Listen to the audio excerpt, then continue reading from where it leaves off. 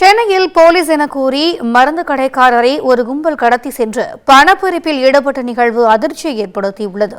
இதுகுறித்து விரிவாக பார்க்கலாம் இந்த செய்தி தொகுப்பில்.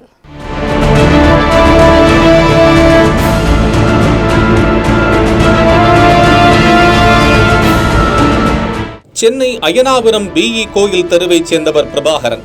இவர் அதே பகுதியில் ஸ்ரீவிநாயகா பார்மசி என்னும் பெயரில் கடந்த 17 வருடங்களாக மருந்து கடை நடத்தி வருகிறார்.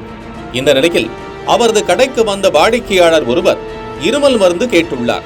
அதனை பிரபாகரன் எடுத்து கொடுத்திருந்த போது அங்கு 3 பேர் வந்துள்ளனர். அவர்களில் 2 வெளியே நின்று கொள்ள ஒருவர் மட்டும் கடைக்கு வந்து தன்னை போலீஸ் என்று கூறியதோடு டாக்டரின் சீட்டு இல்லாமல் மருந்து கொடுக்கிறாயா என்று கேட்டுள்ளார். தொடர்ந்து கடையில் போதை மாத்திரை விற்பனை செய்வதாக தகவல் கிடைத்துள்ளதாக கூறி மிரட்டியிருக்கிறார். அதற்கு பிரபாகரன் அப்படியெல்லாம் இல்லை என்று கூற அதை ஏற்க மறுத்து எங்களோடு வா என்று கூறியபடி பிரபாகரனை அழைத்து சென்றுள்ளனர்.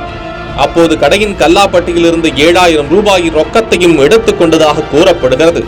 அதன் பின்னர் தாங்கள் வந்து இருசக்கர வாகனத்தில் பிரபாகரனை ஏற்றிக்கொண்டு கொளத்தூர் பகுதியில் உள்ள ஒரு அடுக்குமாடி குடியிருப்பில் உள்ள வீட்டிற்கு அழைத்து சென்று அங்கு வைத்து 80,000 ரூபாய் கேட்டு மிரட்டியிருக்கிறார்கள். பணம் இல்லை என்று பிரபாகரன் தெரிவித்தும் கொலை மிரட்டல் விடுத்ததால் வில்லிவாக்கத்தைச் சேர்ந்த நண்பரிடம் 60,000 ரூபாய் கடன் வாங்கி அவர்களுக்கு கொடுத்திருக்கிறார் பிரபாகரன். இதையடுத்து போலீஸ் என்று கூறிய நபர்கள் அவரை விடுவித்துள்ளனர். தனக்கு நேர்ந்த மிரட்டல், கடத்தல், பணம் பறிப்பு குறித்து அய்யனாபுரம் காவல் நிலையத்தில் பிரபாகரன் அளித்த புகாரின் பேரில் போலீஸ் என கூறி மிரட்டி பணம் பறித்த நபர்களை உண்மையான போலீசார் வலை வீசி தேடி வருகின்றனர்.